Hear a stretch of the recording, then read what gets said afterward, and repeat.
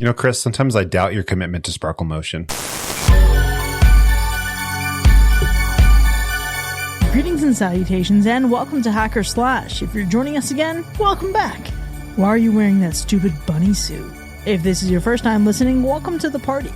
We are a horror movie review podcast dedicated to telling you whether a movie is a hack, a total joke, a waste of time, or a slash. Totally killer, pun intended. We believe horror is for everyone, and as such, we're rating these movies with a perspective we've gained from our varying walks of life and the flavors of fear we fancy most. My name is Chris. I'm your friendly neighborhood slash enthusiast. This week I'm joined by the super fly space guy, Mac. If you feel the need to vomit up there, just swallow it. The classic horror connoisseur, Sean. When you fall asleep tonight, I'm gonna fart in your face. And the paranormal paramour, Binks. Oh, please, tell me, Elizabeth, how exactly does one suck a fuck? This week we're welcoming October by reviewing a film that counts down to Halloween. And if you're a patron or Apple Podcast subscriber, you'll be able to hear our B-side at the end of this episode where we talk about some fucked up vintage Halloween costumes that are out there. Because, let's face it, the old costumes were the best. Now, while we count down to Halloween, this week's film is brought to us from the mind of writer and director Richard Kelly, whose moment of inspiration came while watching a football game. John Madden was using a telestrator, diagramming the players' movements before the tape rolled, and Kelly, while high, started wondering what it would be like if someone was doing that to humans. And what if our paths were being mapped out by something we couldn't see? That idea sparked the creation of a story about a troubled teenager who narrowly escapes a bizarre accident, only to be plagued by visions of a mysterious man in a large rabbit suit who begins to influence him in dark and unsettling ways. But getting the story to the screen was no simple task, largely because the film was a unique blend of genres that left distributors scratching their heads. The end result was a film that baffled even its stars during production, struggled at the box office due to unfortunate timing, and yet ultimately became a cult classic. In fact, it's considered one of the most influential films of its generation, thanks to its success on DVD. This week, we're talking about Donnie Darko. Who's seen this one before? You know, this was a movie that was a cult following film. It was ultimately a box office flop, primarily due to pulling some of their main advertising angles because of 9/11 and whatnot. But, you know, it did gain that sort of cult following, just like you said. And I remember exactly when this movie came out because I was in my freshman year of high school, and over the next few years, I remember everyone just raving about this movie. I just could not get through school without talking about Donnie Darko. Like, it was a thing. And just people trying to share what they felt the meaning of the movie was like the big topic of conversation. And I found myself watching this movie a number of times over the years. Absolutely. I revisit this film as often as I can every October 2nd. Jake Gyllenhaal is on my Mount Rushmore of favorite actors of all time. So you can only imagine how many times I've seen this film in what will be 23 years soon. I love this film, and I think a lot of it is because as a kid, I'm hearing my brother talk about this film, or I'm younger than you guys, right? So I was in 4th grade when this came out. And so imagine like little old me, you know, seeing my older brother and his friends talk about this movie, or feeling like, ooh, we're doing something crazy by watching this very obscure film, especially as I got older. So I think that what appealed to me the most was the several different possibilities of what it could mean, the nuances behind the theories, and all of that just intrigued me, aside from it obviously being Jake Gyllenhaal. Oh gosh, I've definitely seen this movie several times and have had discussions with people about it.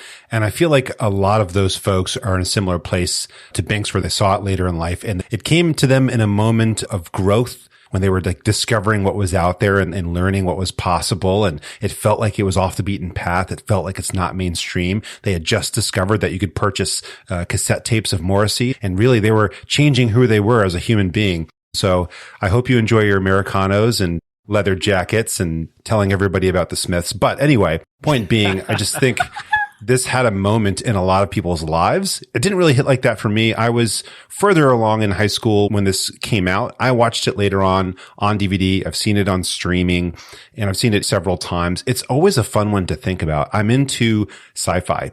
Everyone knows that. So this is right up my alley because it really makes you like question the what ifs. And obviously that's how the director and writer got to this point, is by imagining what if. So I'm down for that. Oh, the power of imagination. This is a safe space. We're all friends here. I do want to confess the first time I ever heard of this movie, and it was 2015. I was in film school, and one of my classmates did I can't remember what the exact assignment was, but we basically had to test lighting, and he put his subject in the Donnie Darko Frank the Rabbit mask.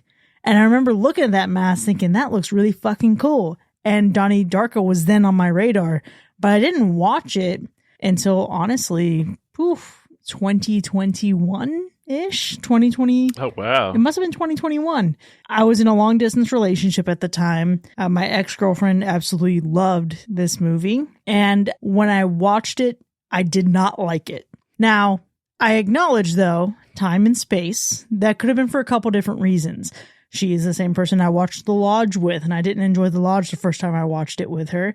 Heavy movies, heavy themes of depression. I was watching it during the pandemic. There's a lot of things in there that maybe skewed or colored my perspective on this movie.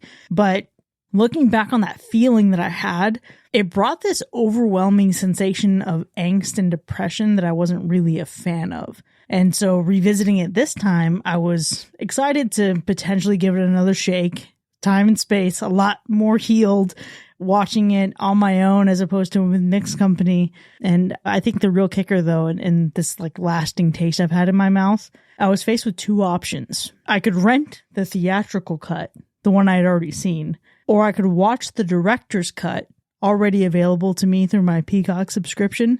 And I thought, well, I already didn't like it the first time. I might as well just pay with more of my life. So I ended up going with the director's cut this time.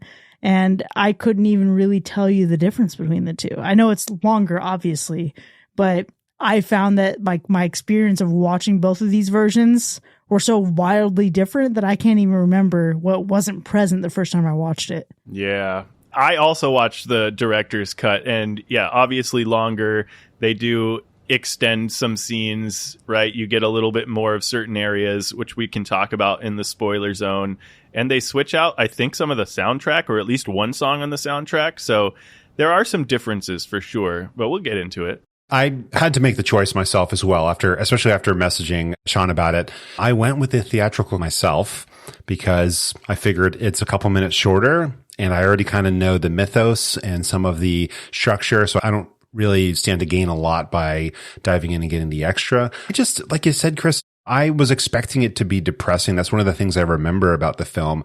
And I don't know that that's completely valid. Obviously, we'll talk about it. But there's themes here that could be. Definitely, it tries to be really cerebral. And so I was looking forward to that. I remember it being quirky. So I thought, okay, it's going to be quirky in both the characters and just a lot of the dialogue as well. But one of the things that I was looking forward to, and one of the things that has stuck with me for decades, is it's heavily quotable. It is a very quotable movie. There is literally a quote from this movie that I have used probably once every month at least since I first saw the film. And these are the things that I'm thinking about when I'm getting into a rewatch however many years later. Interesting. Well, I am very curious to hear what that quote is. But man, this movie, I feel like it just has a great range of emotions and feelings. You know what I mean? This movie evokes hope, hopelessness, love, dread. I think it makes you laugh. And I'm sure to some it could even make you cry. I feel like the mix of emotions in this movie are as complex as the story itself. And I feel like there could probably even be confusion as well. I'm sure that a lot of people, even on their first watch, if you can remember back to it, were a little bit confused. And, I've talked to a lot of people that didn't get the movie on their first watch. Hell, I probably didn't really grasp the entire film on my first watch as a teenager. But yeah, man, there's just so many feelings. Yeah, absolutely. I'm right there with you in terms of the film feeling frustrating, sad, deteriorating at times, especially if you suffer or know someone that suffers from mental illness, because that's a very heavy topic on face value for this film. All the while, I think it does circle back around this feeling of profound empathy and a big takeaway being like the repercussions of your actions. So that's what really resonates with me every time I see this film. It's very consistent with what it portrays and what it brings out of me, right? The other aspect to it, more on a technical level, is just the 80s vibes. The soundtrack for this film is exceptional. It's incredible from start to literal finish. Michael Andrews did an amazing job with this. If you've ever heard of Mad World by Gary Jules, the Tears for Fears cover, it's this film. So you're very welcome. I feel like that song in and of itself has withstood the test of time, but there's so many bangers on this film. Like so many. Every time I see it, I'm like so glad. I grab my Donnie Darko vinyl, I kiss it, and I say, thank you so much for existing. It is a good soundtrack. Okay, Mad World, absolutely, yes, I agree with you. I also really love, and this might be a little controversial, I love the Riverdale cover of Mad World. It's honestly a 10 out of 10 experience. I enjoy it. However, the 80s vibe is such an interesting thing to point out because I know that this movie is littered with time cards or title cards that indicate the date. I was always focused on the October of it all and never of the year. I did not for a second ever fucking think on my first watch that this shit was in the 80s. In fact, I remember being shocked this time when it said 1988. When this motherfucker's on the TV saying this is what I want to bring to the White House in 1989, I was like, good sir, what the fuck are you talking about? This is clearly the 2000s or the 90s. And that's where I struggled a bit. But I will say that aside from this, going into this movie that can be filled with, Sean, as you mentioned, hopelessness, some dread, some angst. I was dreading this experience, but I was surprised also how much more I enjoyed it than I recalled enjoying it. I still lingered in this overwhelming sensation of this movie just feeling fucking weird, for sure. But I think the chemistry between the cast really stands out in this one. Also, what an incredible cast we have, even down to Drew Barrymore as a teacher in this film. It's giving Never Been Kissed almost. It's really a great time. But the confusion and the pleasant surprise of it all was a great way to summarize this experience for me. Absolutely. The big surprise here definitely is that cast. Every time you watch this film, you're like, what in the world? How did all of these people come together for a film that Richard Kelly had to really sell? Drew Barrymore being a producer, by the way, that's why she's in the movie to begin with. So shout out to you, ma'am. Love that. But let's also talk about how Seth Rogen's in this movie. I know. Let's talk about how Ashley Tisdale is in this movie. Famed High School Musical star that she is. There are some cameos in here that you wouldn't even expect. It's incredible. Patrick Swayze, R.I.P. Jenna Malone, famed Hunger Games girl herself. Amen. Mm-hmm. Absolutely. Nobody's mentioning Noah Wiley. There we go. No, it's an incredible cast. Absolutely. And then the other part that surprised me, Mac, you actually mentioned it, is that comedy. The comedy in this film cannot be unnoticed. There are several one-liners here, like you mentioned, that are so good and hilarious every single time. And it is jarring in contrast with how like nihilist this film is and how sinister it is. Again, with the subject matter and the overall like Donnie Darko experience. But man, maybe some of the comedy doesn't land anymore and it's dated, or rather like you can tell that it doesn't really land the same anymore. Sure. Other aspects though, exceptional. Yeah, a lot of it is like not the type of comedy that you go out of your way just to tell a joke and get a laugh, but it's more like when people talk about, isn't it funny how horrible things are? That's the kind of comedy you really get here. And there's nothing wrong with that. It makes the watch a little bit easier to get through when you pick up on that kind of stuff. You've already mentioned the cast here. That was probably the most pleasant surprise because I had forgotten just how many people here are big names. Like, I'm sitting here watching the president from Battlestar Galactica. Is that who I'm thinking of? Right? And she's been in so many other things and I love it.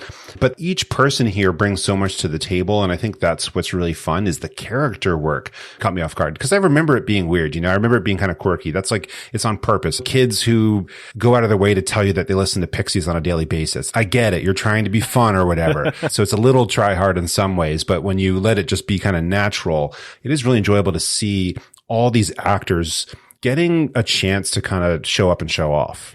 Yeah, for sure. I would like to start by saying I was most surprised by Donnie's pumpkin carving skills because, goddamn, like that is some elite pumpkin carving action in this movie. Yeah, when you go into shaving down the pumpkin to get dimension as opposed to just doing a standard cut and pluck. It's just so good.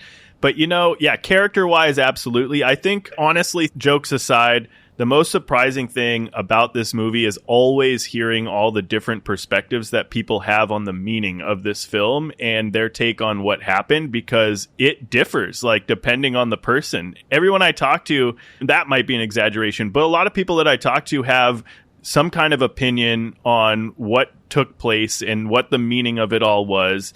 And the people involved in the film are no different. Jake Gyllenhaal and Richard Kelly themselves have documented differing interpretations of this film. So that just goes to show you like how crazy the story and the execution of this film is and what it means to different people. It's just wild. But I will say disappointments, I think, Binks, you kind of alluded to it, right, with some of the comedy and the choice of dialogue that hasn't aged super well. And I think if you had to pick a disappointment, it'd probably be the little snippets of that. And I get that we're depicting fictional characters and all, and I know, sad but true, this is how it was back then. This kind of shit was happening when I was in high school, but it does feel even more unnecessary the more I watch the film. But can we take a moment to question Binks and a lot of other folks out there as well and ask, how on earth is this a horror movie? Here we go. Damn, I was waiting for it. I was like, wow, they're not going to roast me until now? Just the Halloween of it all. Come on, hit us. Okay, so, damn, all right, we're doing this now. Let's do it. So my thought is, I think a lot of the times we have this debate on the pod where we are reviewing horror films that the subject matter or just the contents, the movie in general, is not scary at all. Famously, Gatlop. I'll use that as an example, right? Mm-hmm.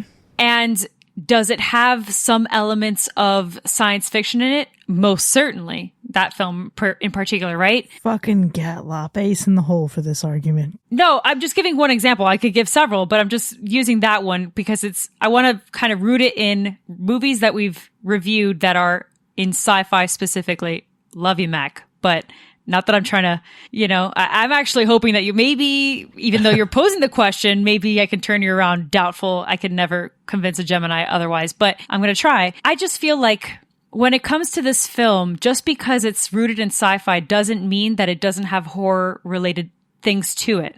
And I think the subject matter here is absolutely horrific. If we think of the idea of mental illness and overall like these concepts of time travel and parallel universes, these are all themes that we see in a lot of horror films. That's true.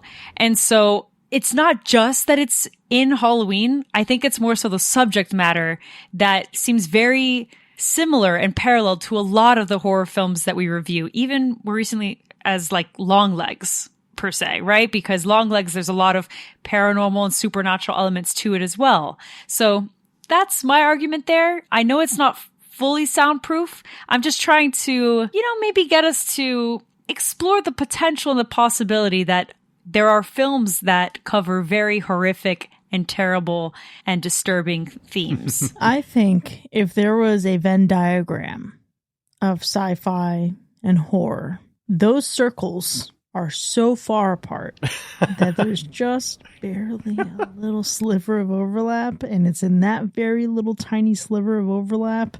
That is the space where this movie lives. Oh my God. Just on the cusp. So then let me ask this then. So then what about Alien, Romulus, or Alien in general? That whole franchise? Yeah. Well, first, I can't tell you shit about Alien. The first one, it's Jaws in space. Alien Romulus is horrific. I think the rest of that is just sci-fi, yeah? I'm looking at Mac dead in the eye.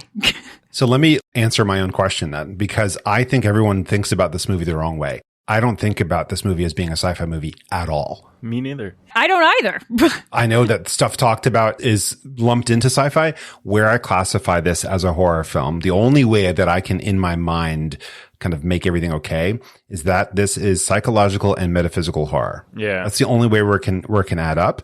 And when you can adopt that kind of mindset, that's where you could start to perhaps to understand where a lot of folks can immediately think of this as being a horror movie because it's not a scary movie to me in any way, shape, or form. But psychologically, I could see how some folks might find this, to plague their mind a little bit and cause them to have thoughts questioning reality. So, okay, I get it. A certain couple characters in this movie would clutch their pearls and think the events of this film are horrific, for sure. However, I think the scariest thing about this movie is teenage angst. Mental illness, absolutely.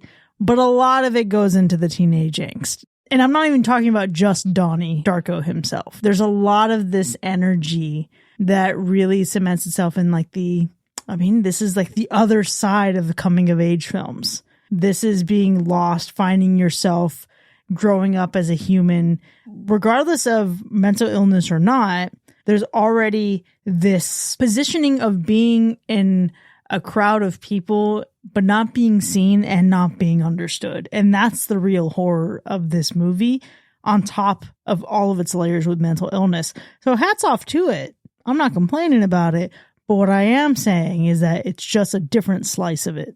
It's fair. I think everyone's making pretty good points. Binks, I commend you for trying to connect the dots for horror. And I do think that it is horror adjacent. I don't think it is a horror movie. I think it is horror adjacent. I think it is, to your point, Mac, maybe more of a psychological thriller. I do see that there is some sci-fi elements in there as well. But that being said, this movie still built some twisted, creepy, and surreal moments. This is not a movie that is scaring you by jumping out at you by any means. It's a movie that challenges you to think. It festers in your mind, and there is something eerie about that. It has a presence. And that presence, I think, is really what lets this movie stand apart and lets it remain in people's minds. This is something like once you've seen it, and especially if you've seen it a second time, if somebody merely mentions the name Donnie, you probably think Darko. Like, it sticks with you. Right. Not Christian. Didn't have that association. I think it really depends. And I think it's one of those generational kind of things as well, where Gen X and millennials probably have this very strong attachment to this film where nothing else really seems quite like it. I think other generations are probably not going to have that reaction whatsoever. But I think for many of us, this is an island. Yeah, I think that in terms of the writing in general, it's exceptionally original and obviously has planted its flag at the top of the hill in terms of marketing and cult following. Donnie Darko is a name that I feel like a lot of people would recognize. Again, maybe not Chris, but that's fine, right? A vast majority.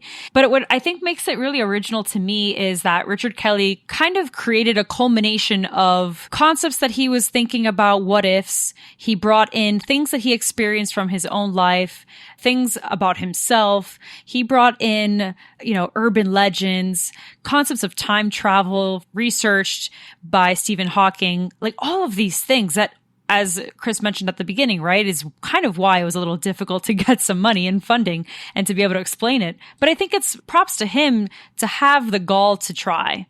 And I think that that's cool. And ultimately, at the end of the day, I know that it's a radical and ridiculous film to maybe argue that is horror. But like I just said, I think it's the undertones in the subject matter that makes it horror. And I recently have started watching David Lynch films. I know that's maybe controversial to say. I have never seen a David Lynch film up until recently other than Dune. And so as I'm watching a lot of these David Lynch films, I get very much Donnie Darko vibes from it, right? And one movie in particular that is one of my favorite David Lynch films is very much Donnie Darko, and I hadn't realized it up until now, obviously. I'll refrain saying which one it is because it would definitely spoil the film. But this idea of making you think twice, not fully understanding. Sean, you mentioned it earlier too, leaving people with what is the truth and what isn't is something that David Lynch is famous for, that Richard Kelly, I think, brought into the early 2000s with this film. And look at all the other films that we've had since then, whether they're horror or not, that kind of make you question what is really happening. And because you're questioning it, what is actually like really horrific about the film. Wow. Yeah. My favorite part of that entire stanza is he had the gall to try. And that is honestly such a way to describe this movie. This movie is a lot of audacity. I can applaud that. Listen, this movie is fucking weird. It's different. So it certainly is very singular in the experience of watching this. However, I think a more recent thing that I'm now thinking of as we have this discussion is just Cuckoo that we watched just recently. I don't know that I'm super jazzed about movies where I'm just confused the whole fucking time. Yeah. And this one is less so. I'm not as confused watching this, obviously, as I was with Cuckoo. This is more straightforward, but holy shit. For sure. It does fit into that theme of movies that try to leave more unanswered and more for you to kind of find out for yourself, which to some may be really fun and to some may be really frustrating. In my opinion, I think this movie, if you were to just take the main plot points, like the bare bones plot points, it's something that I feel like we have seen before, but this movie plays with a concept that many films fumble with and creates an eerie story with many twists and turns that feel fresh and unique. Even watching it today just speaks to how it can stand the test of time. And it had been probably easily maybe close to a decade since I've watched the film, to be honest with you. It's been a long time. But even watching it now, it just still feels unique. And boy, does that ending make it seem unique. It's really hard to talk about the ending of this film without giving it away. So you just can't go into too much detail. But it is the thing that makes this movie, and it's the thing that either makes you enjoy it or not enjoy it, depending on your reaction to it. Yeah. I think it can really make or break the film for a lot of folks. For me, as a sci-fi nerd, as someone who's into what ifs, if you will, this movie didn't seem like all that crazy of an idea the way it ends. I was completely fine with it, understood it. It didn't seem out there. I, like, the first time watching it, got it. I think they deliberately created a sense of ambiguity for a lot of people, to the point where even the filmmakers and the actors and everybody disagree on what it actually all means. That could either be a really fun choice or kind of a silly way to go about things.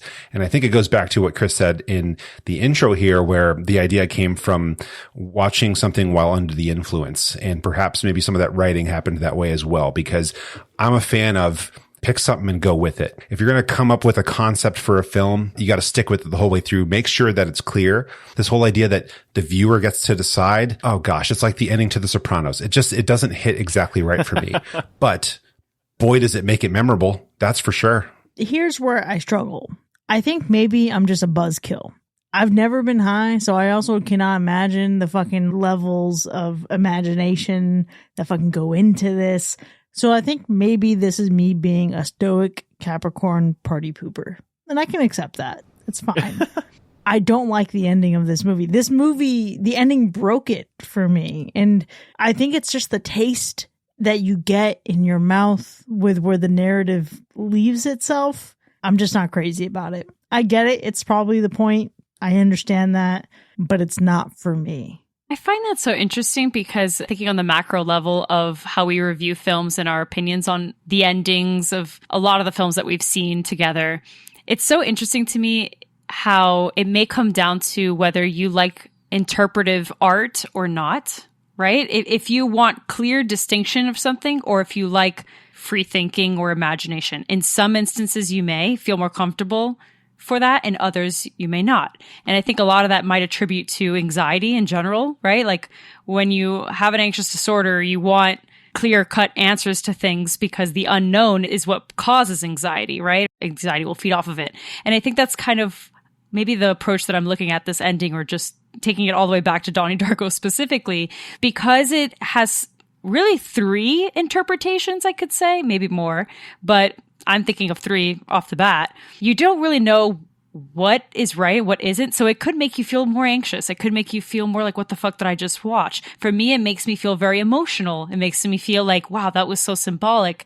And I'm not trying to chalk it to one thing or the other, but I interpret this film in several different ways. I like the idea that I can imagine it could be XYZ. And that's why I wanted to relate it to this particular David Lynch film, which I'm probably giving it away already. But there's one in particular that people will be fighting about what's real and what isn't. But I think I kind of like that because it makes me combat my own anxiety, like my own anxious disorder. Yeah.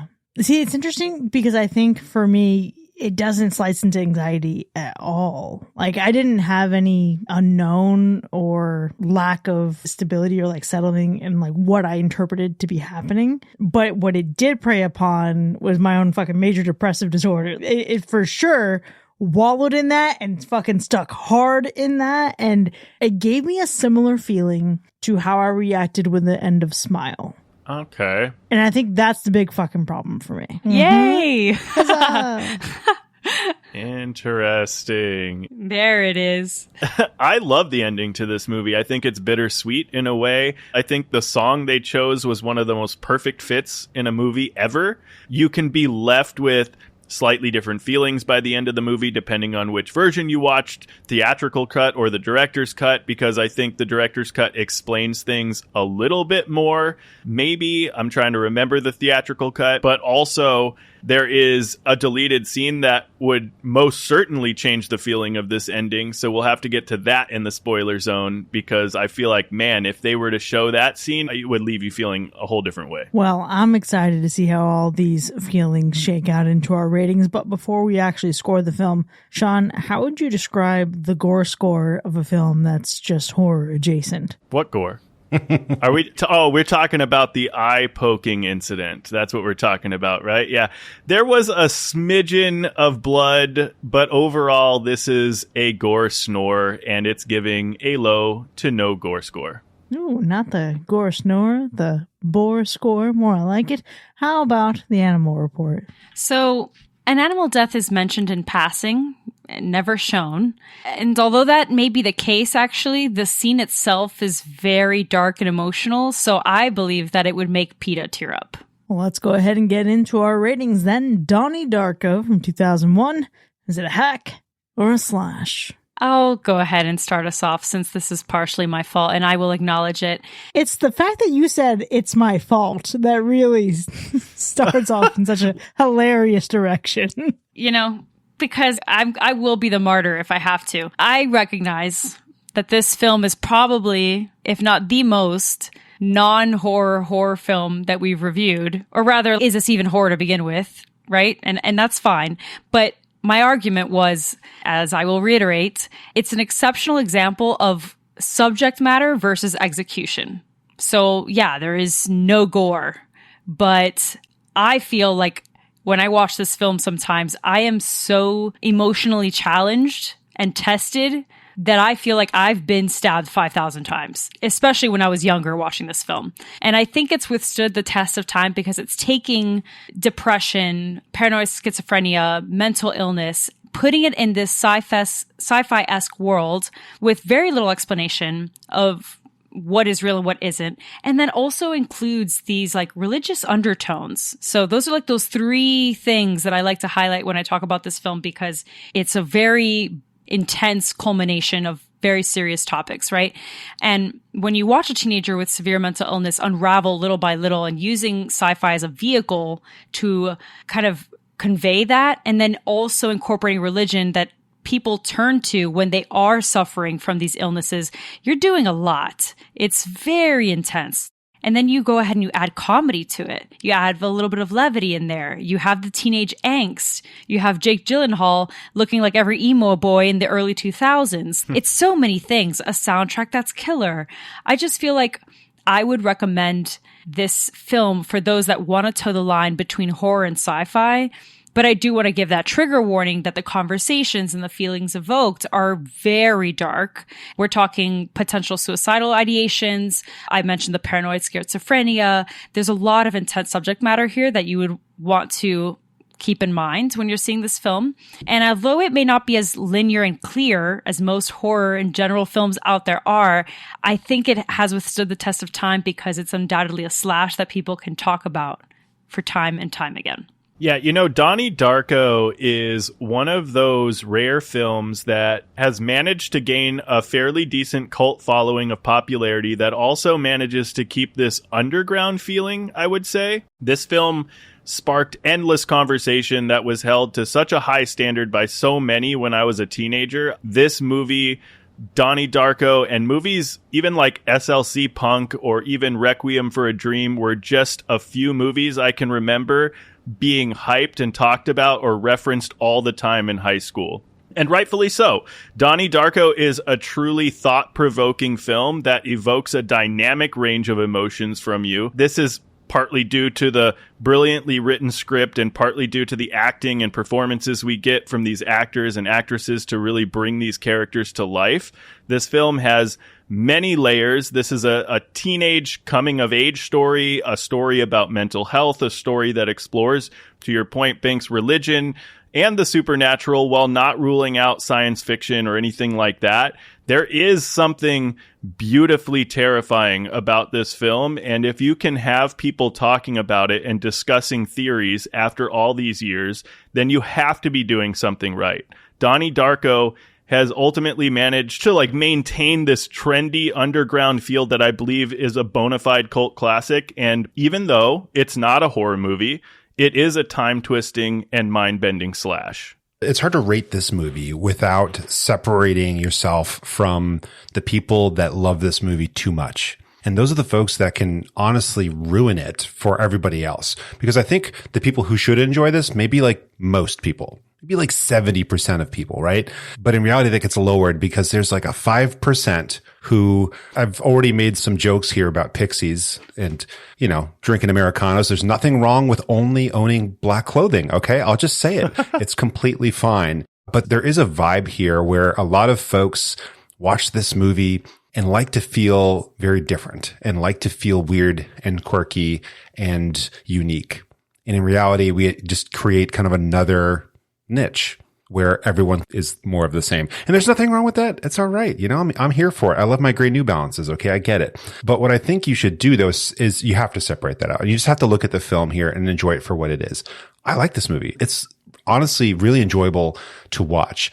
I'm not bothered by any ambiguities that are there because for me, there's no ambiguity. I think it's very clear what goes on. And that comes down to the fact that what is going on is lumped into different buckets. And you have to accept the fact that the possibilities here are multiple and not just one. Cool. I'm here for it. I like cerebral films. I actually don't think it's that deep. I don't think it's as deep as a lot of people think it is. But as a film, I think we have an amazing cast and we have one of the most phenomenal soundtracks you could hear from the early 2000s, 100%. You've got some fantastic dialogue. You've got some great moments of comedy that we've already mentioned. The cinematography here does the job. There's even a moment where we turn from one side to the other 90 degrees and I didn't get sick. And I'm going to give it some good old credit for that. I think where you can fall into a trap is trying to make it too deep. It's got some depth to it.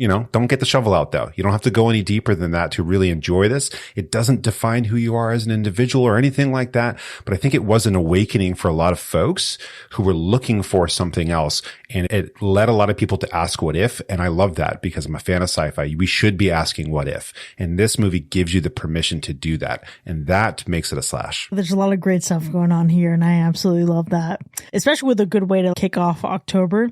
And I want to circle back to a few things that you all have said throughout this episode, right? Binks, you described this movie as nihilist. Sean, you mentioned that it's a mix of a great range of emotions, and depending on who you are, you can feel maybe seen, you can cry, you can laugh. The thing for me about this movie is how it strikes me with that emotional experience. And it strikes me emotionally in a way that's similar to the effect I felt from We Need to Talk About Kevin. And that's a feeling I don't like. It could be because this movie is hitting me in a time in my life where I've struggled with the weight of my own mental health more than I ever have. But it brings up a lot of memories of my own teenage experience with feeling isolated, misunderstood, and pressured. And I just don't give a damn about watching movies like that with young men in the foreground of that. It's just not interesting to me. It's not, for as relatable as the themes are, it is not a story that I feel is relatable. It just feels like it's kind of like just drudging up some shit that I don't really want to dwell in. And I think that's where it really is for me. There are people who, when sad, listen to sad music and want to wallow in it because it brings them comfort. It makes them feel less alone. And it makes them feel validated.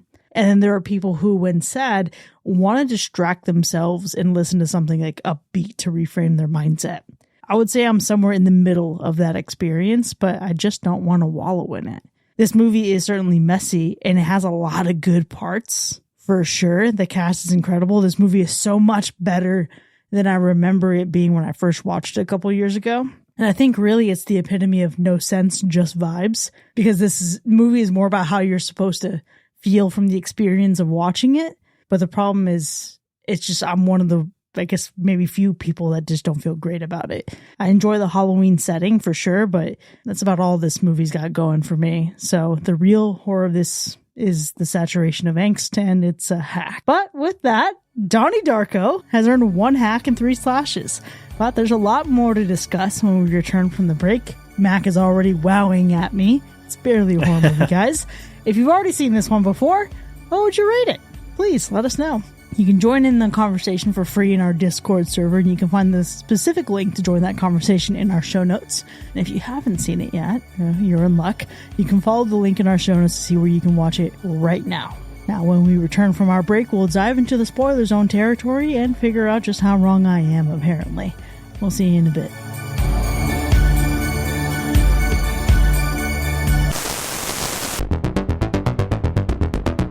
Today's episode of Hacker Slash is brought to you by Frank's Temporal Fixers, the only service that guarantees to make your life better or worse. Stuck in a monotonous timeline? Wish you could go back and ace that math test? Ask out your high school crush? Or maybe just avoid that questionable dinner and a movie date? With Frank's Temporal Fixers, you can hop through the tangents of time and create the perfect, or imperfect, reality just for you. Our proprietary jet engine jump technology will have you slipping through wormholes faster than you can say 28 days, 6 hours, 42 minutes, and 12 seconds. But don't just take our word for it. Ask Donnie, our #1 customer. He'll tell you it's a real life-changing experience. Warning, side effects may include seeing giant rabbits, existential dread, and questioning the nature of free will. If you start to feel like your reality is unraveling, just call Frank. Or don't. Frank's Temporal Fixers, because sometimes you need to go back to move forward, or forward to fix the back. We're not really sure.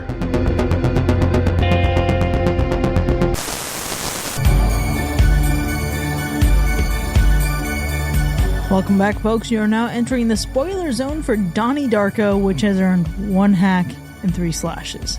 Now, we have a lot to unpack here, but before we get into the specifics of our ratings, let's go through those kills, or something. Well, yeah, here's the thing. I'm going to give this movie an observed 3 kills. I'm going to give it an observed 3 kills. 2, I think it's generous because 2 of the kills get reversed at the end, leaving us with 1 fully established kill in this movie. So if you're looking for a high kill count, this isn't the movie for you. Doesn't make it any less good, though, and because we have such few kills, I think we just get into them and just talk about them. I'll kick it off because I want to start by saying that I didn't include Donnie's mom and sister, right? Rose and Samantha, because even though it's like, I guess it's more of like an assumptive or presumed death, right? But we just don't get to really see it on film. And it's just another one that's reversed. So, I just want to say I struggled with it. The good old magic of temporal loops and time travel and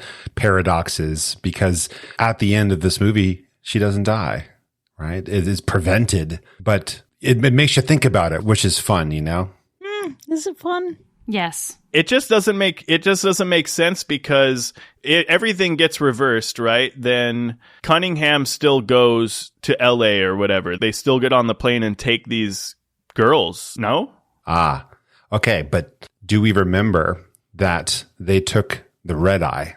They specifically took the red eye to come back, and that's the flight. Oh, it's the red eye of it all. And with the fact that Donnie gets squished at the end of this movie means that whole chain of events is completely thrown off. Yes. This is one of those like fun temporal like paradox things that happens in sci-fi constantly, which is like if you go back and stop yourself from eating an apple because it tasted gross, right? Right. Why would you have ever gone back to stop yourself from eating the apple? Because you never ate it. It wasn't gross, et cetera, et cetera. But this is abstracting that out. And we want to take a look at that time in between. That's this whole movie is, but what if it still happens, even though it's undone, even though it technically never happened? That side quest makes things interesting. Definitely. And so Samantha's death, technically, it counts because it happened, but in reality, it didn't really happen. But, that's what's going on here. What in the Final Destination? Yeah. I love it. As far as kills go, though, I think there's one that like emotionally hits because the way they show it is so quick and it actually feels really natural. It feels as dismissive as an accident would feel in real life. And that's Gretchen's. There's a movie that came out about Hollywood, Florida called Bully. I don't know if you have seen this at all, but it's based on a real life situation where a group of teens kills one of their friends because he's a bully. And that death in that movie just hits with a quickness and hits with a feeling of reality. And when Gretchen dies here, it's like a ragdoll effect where she's like immediately just thrown away. But at the same time, when you're watching it, it feels like that's a real human being getting run over. And that's it. Split second. We're done. And I think that's one of the most effective styles to go with because it's like, it actually kind of hits you like, oh no, like, oh my God, that hurt. Yeah, she had my favorite kill in the movie. Although this first time I watched it and I realized who she was, I was like, damn, the odds really were not in her favor. R.I.P. Gretchen. Wow. R.I.P. Donnie's death, right, is like the only real kill by the end of everything, right? Donnie is the one that dies, and I think it's arguably super impactful, but the deleted scene I was alluding to was a deleted scene from the end of this movie where it involves this actual kill. And you see Donnie still alive, but dying slowly after the jet engine or a piece of the jet engine impales him in through the wreckage of it all.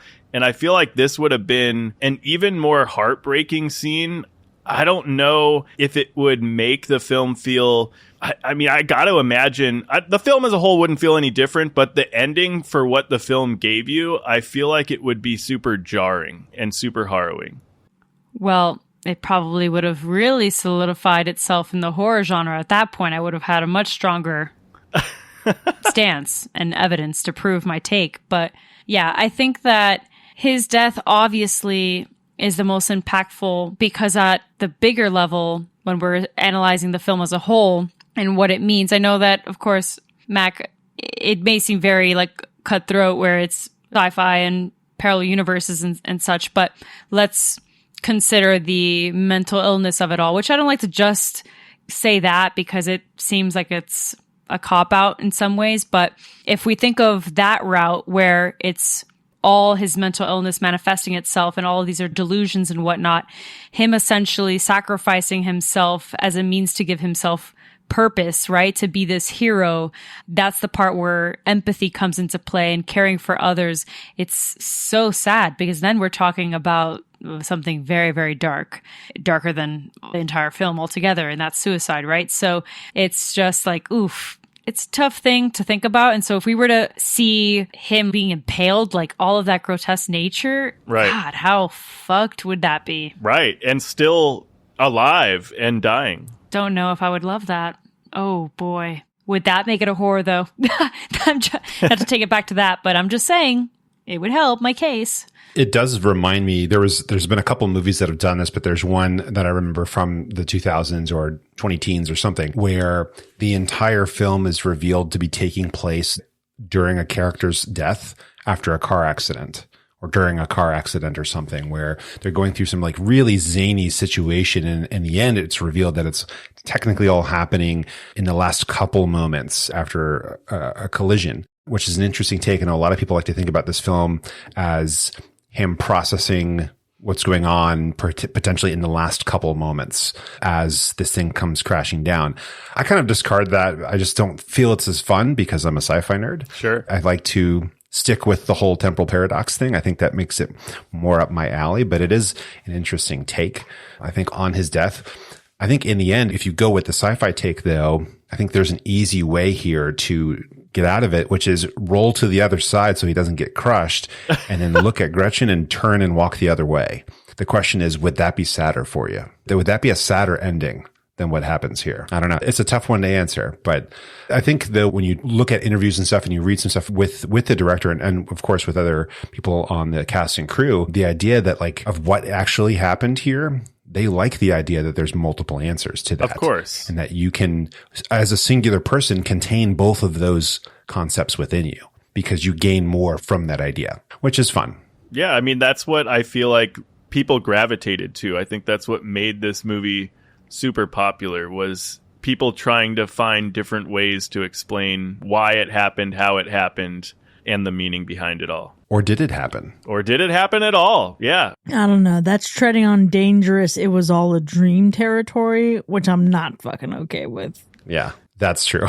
But it is a possibility. It is a possibility. I'll tell you what I really enjoyed in this film, and it was all the little Easter eggs, no pun intended for this film, because all of these Easter eggs surround rabbits. Truly tons of little bunnies to find in this film, which I think is really fun if you're rewatching this film and you've seen it a couple of times. But you have the song that is playing I think it's in the theatrical cut, The Killing Moon by Echo and the Bunnyman, right? That's like an obvious one. Mm-hmm. You have a Volkswagen rabbit driving by Gretchen as she is waiting for the bus, right? So you have that little tidbit there. There's a stuffed rabbit next to Elizabeth when she's sleeping in the chair.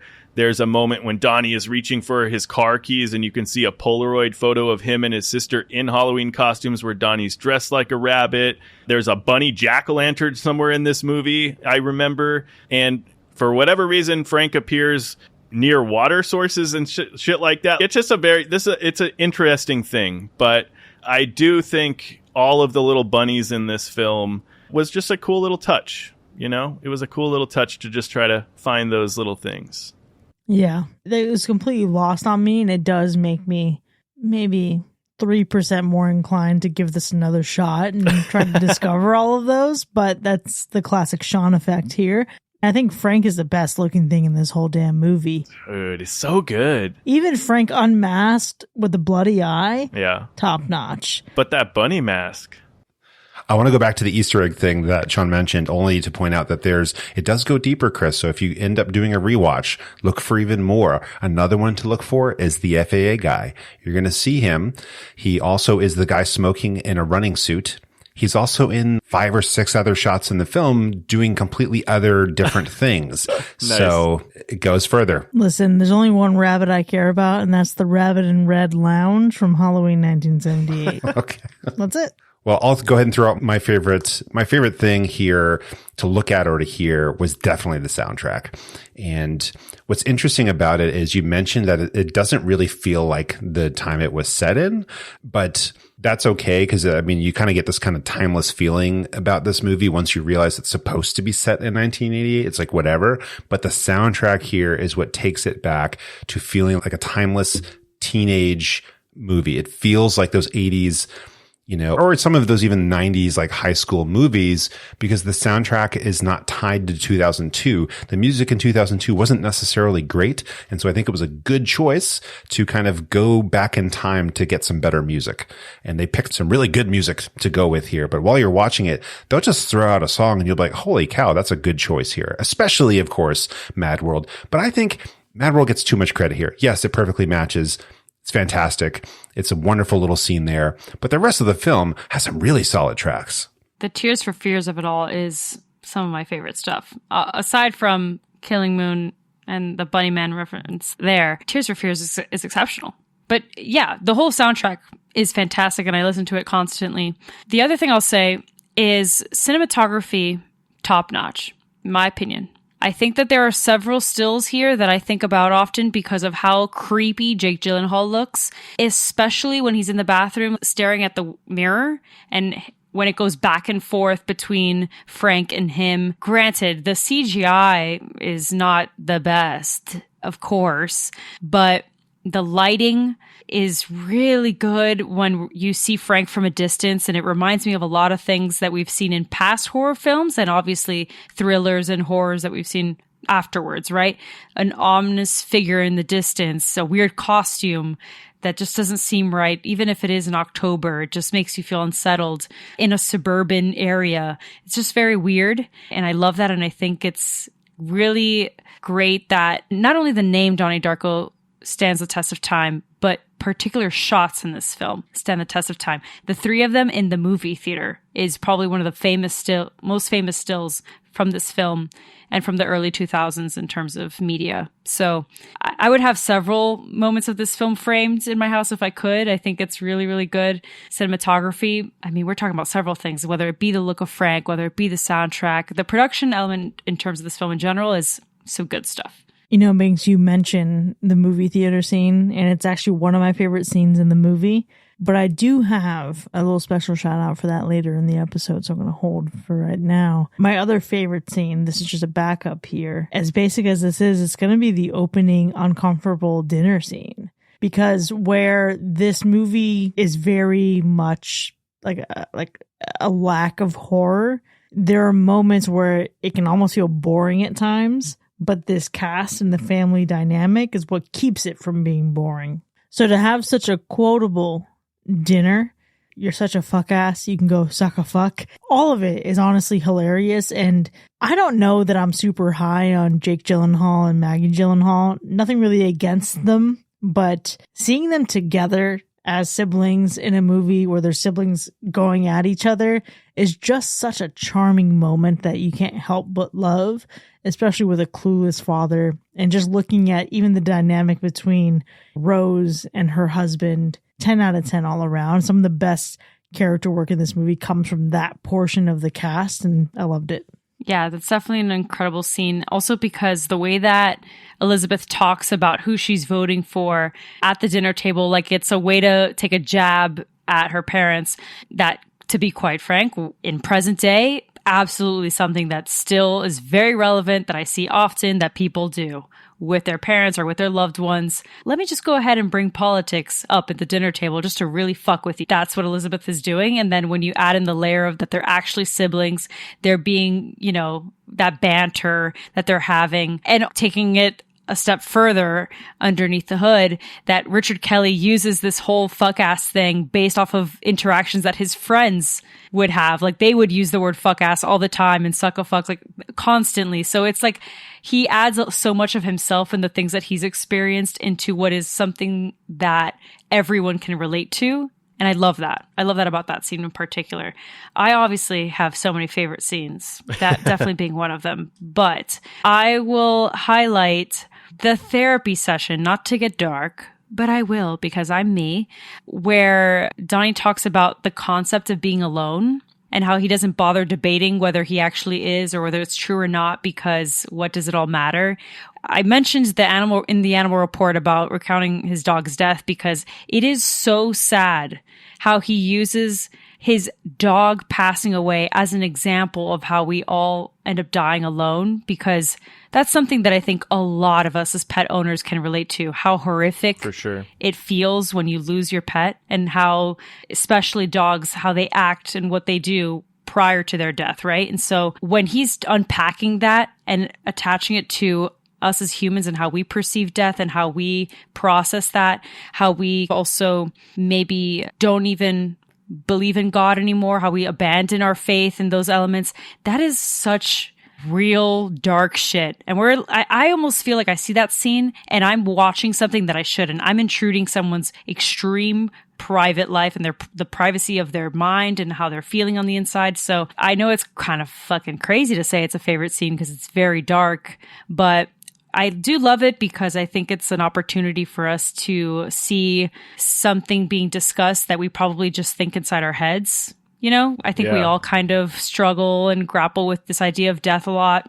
And so to see it unfold in the movie and being discussed in that way kind of feels warm, right? Like I feel like, damn, in my darkest days, I've felt that way. And now I'm seeing it being discussed and someone gets me. It's tough for me to watch a lot of the scenes with the good doctor because I just feel like she's such a terrible therapist. And I don't know if it's because not everyone knows the ins and outs of mental health and everything, but I feel like if any of us were to go to this person, we would be like, oh, you're trash. I'm out of here real quick. Right. Oh, absolutely. Absolutely. And the questions that she poses and even the way that she discusses his mental health with his parents, it seems like it lacks so much emotion. It's very cold. It's off-putting in a way. Meanwhile, you see his perspective It's off-putting. Yeah, no, that too. Absolutely. And in the director's cut, oh my God. Exceptionally. That for sure is like, oh, this bitch. Yeah. She's deliberately doing things to make him worse. And that is absolutely crazy to me. But I like a scene in which somebody is trying to do something to make him better. And that's when, actually, it's, I guess, a combination of a couple of scenes. But when he's talking to Dr. Monotov, his teacher, his professor, and they're discussing the what ifs of time travel and physics. One, Noah Wyle is just great here. But when they reach that point where Donnie poses a question and they get into a discussion and they mention God, and his reaction where he says that he can no longer have this talk with him because he could lose his job. It felt like one of the most real moments of this movie with a teacher who's at a spot where they're like, I want to help this kid grow, but like I am now endangering us if I continue just literally a conversation with them. And it felt so real. It felt like one of those like really good teachers that people latch on to, who has to know when to set that boundary. Unlike his girlfriend or wife or whatever she was earlier in the movie, sit next to the boy you find the cutest. She did not understand, healthy boundaries with your students. No, but it was still fun. It was still fun to watch her interact with Gretchen. I'm telling you, her Never Been Kissed was showing. Gosh.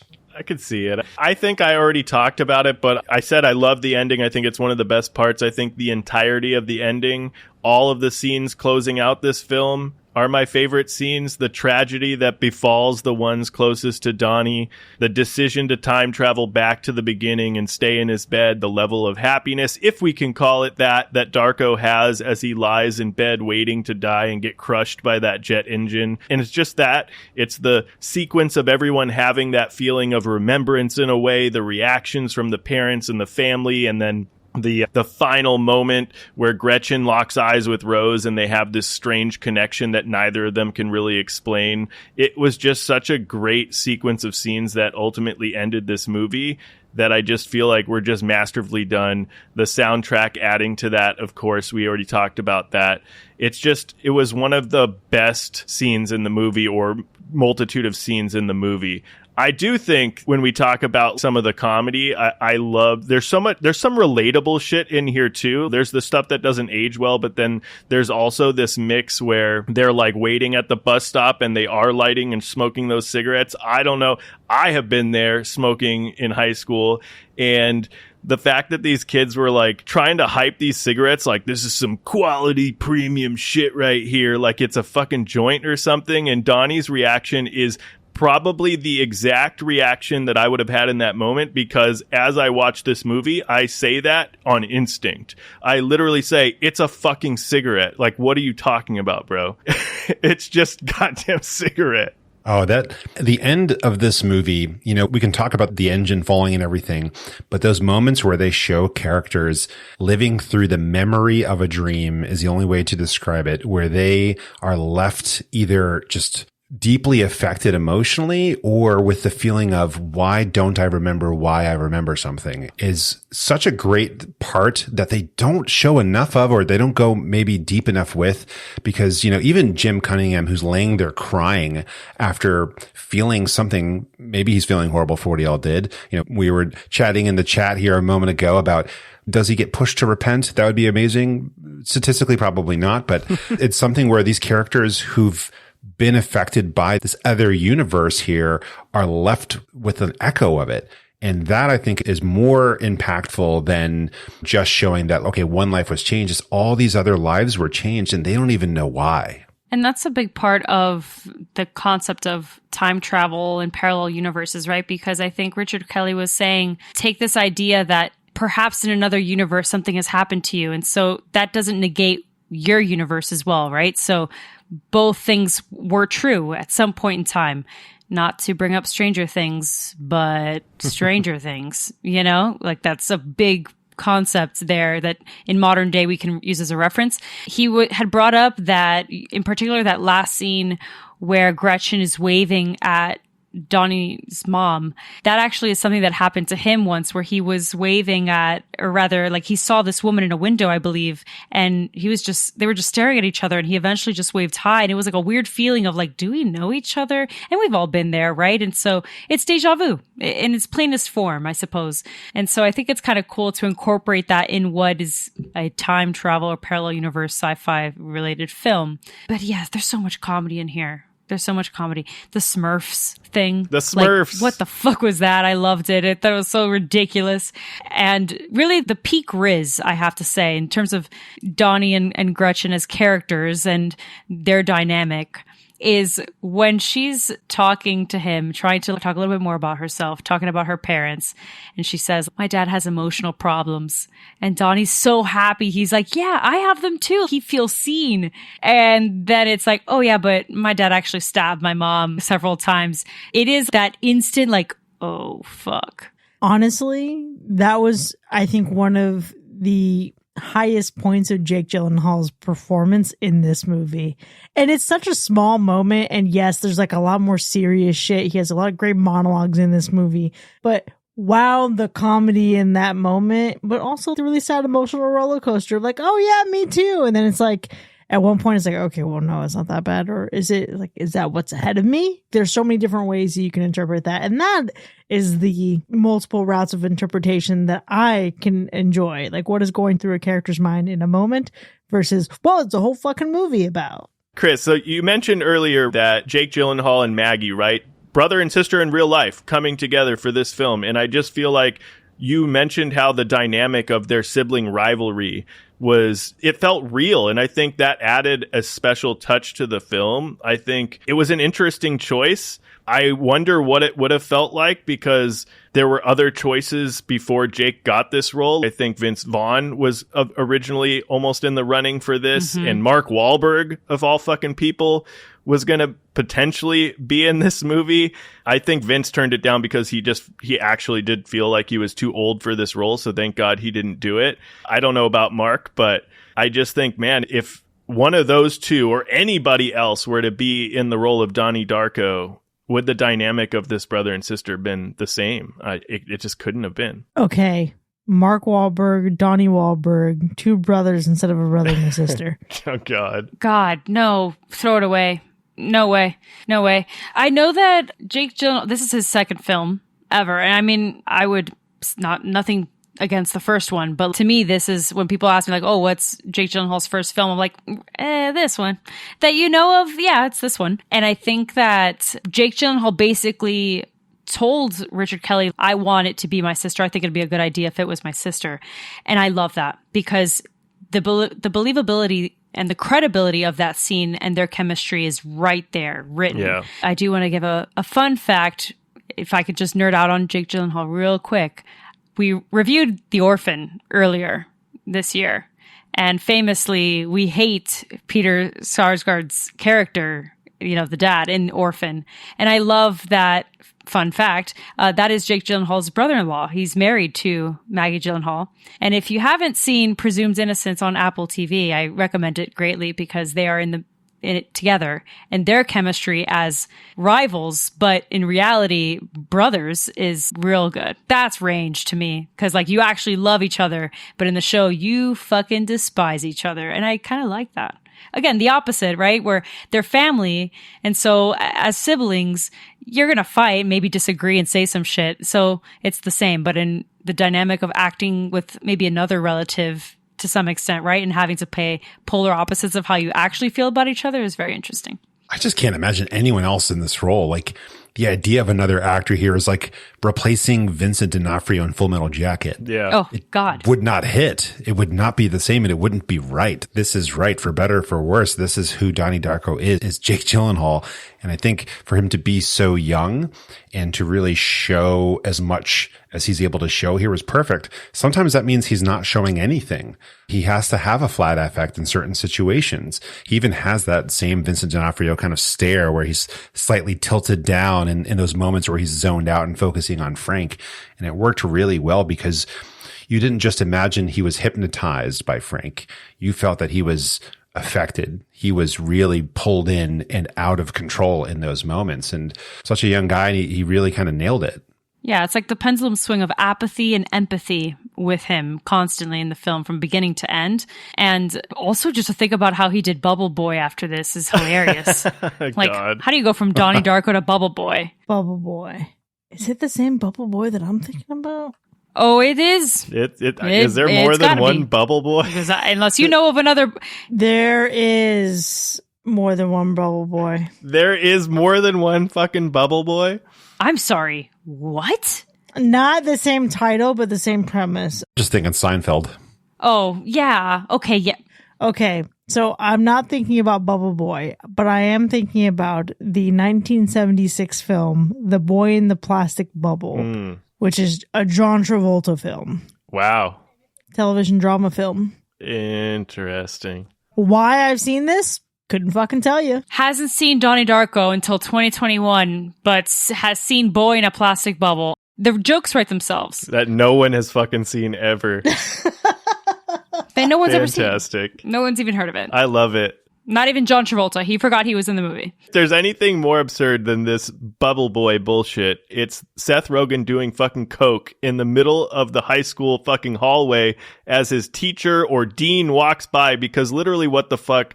This just would not, I just don't think this would be happening in school. This is really a reach for just doing bumps at the lockers, you know? That's just wild. Absolutely wild. Maybe it was the hot new thing. Nobody knew what it was. It all kind of adds up, like the way characters act here, so free and loose, totally adds up when you like remember that this is an 80s movie, because the stories I've heard of people going to high school in the 80s are absolutely insane. In the 2000s, nothing here would fly. Nothing. Even those uniforms wouldn't fly. They wouldn't be approved. But like the way that they're acting, the bullies, the way that they act, pretty much in line with what I've heard about 80s high school bullies. Having the knife and everything, you know? The only difference here is if it were truly like in the 80s, the teachers would be the ones like pushing you up against a locker or against a wall and yelling at you. Drew Barrymore seemed like she wanted to push someone up against the wall. Oh boy. Thirsty teacher. Hey, yo. It was weird. It was weird. Love Drew Barrymore, but it was weird. You know, she was giving off strange vibes, much like most people in this movie. Most people were giving off strange vibes. I'll tell you what, though, I'll commend Patrick Swayze because he wore all his own clothes from the 80s in this movie. Literally didn't. He's like, wardrobe? Nah, hold on. Let me just go into my closet. I got you. Good for him being able to still fit into it in the 2000s. Patrick Swayze in this movie is such a curveball. One, it's not an actor you would imagine to be in this movie. Never. And then two, the character he plays, I wonder if he read the script and was like, well, of course I could do that, but would anyone expect me to do it? Of course not. I'm in. That was the deciding factor. I think he frosted his hair for the role, too. Really? Yeah, apparently. He really was dedicated to the bit, and I appreciate it because I think you kind of have to be in order to literally be portrayed as Satan. Like, God, the religious undertones of this film also are just out of hand. That's a whole other, 17 minutes that I would need. But it's him basically being, if we want to go the religious route, right? Like him being the personification of Satan is hilarious because it's Patrick Swayze, for Christ's sake. I'll tell you what, though, I do like a little bit of foreshadowing, and I think it was pretty clever, like Donnie's dad having the conversation with his mom, Rose, in bed after the incident earlier on in the film, and they're talking about how he narrowly missed this and how he's not doomed like this other kid he was talking about, but, it eventually does kill him and he is doomed after all. I just love that little foreshadowing in there, so I'll commend them for that. I think that seems really cool because even if you listen intently to the background, like the news speaking about the incident, they're talking about how it just makes zero sense. The entire thing was intact. I love that part because it adds to this is not normal. And at the very beginning of the film, too, when they open the fridge and the dry erase board says, "Where is Donnie?" It's kind of, to me, at least on this viewing, I was like, oh, yeah, that's very much like, where is he? His mental state in terms of the bigger picture of what Donnie do we have in this universe versus the parallel universes. It's very interesting. Yeah, I do love, man, Rose had some sass. She had this subtle attitude. It was kind of witty. It was kind of fun to watch. watch like her reactions to certain things, her reactions, even just her body language when they were in like the parent teacher conference or whatever the fuck they were doing, maybe a town hall or whatever. She just had these reactions when it cut to her as people were talking that I thought she was just sitting there like, oh, really? That's clever. Oh, that's interesting. You know what I mean? And then her dynamic with her friend, right? And just their little bickering back and forth. Like they tolerate each other because their kids are friends, their kids are in the same dance group, they're tied together because of school activities and things like that, but they secretly hate each other. Oh yeah, it's the suburban mom loathing that really underscores her character nicely. But I also just have this affinity for that very charming moment where she walks out of Donnie's room and he calls her a bitch, and that's fucking terrible. And you know that hurts her, and she like pauses for a moment as if to decide, do I want to go back in there and start some shit? Right. Do I want to go handle this business, or am I going to walk away? And you know that no matter what, that still hurts her. She goes back to bed, tells her husband what happened, and this motherfucker says, you're bitching, but you're not a bitch. Another great line from this film. It's so good. I do love how supportive and caring Donnie's parents are with his mental health situation. Like, I will say that. They both fully support him. They're struggling on what to do, but they both, you can tell, actually do deeply care for their son. Which is almost why this makes it more infuriating for me.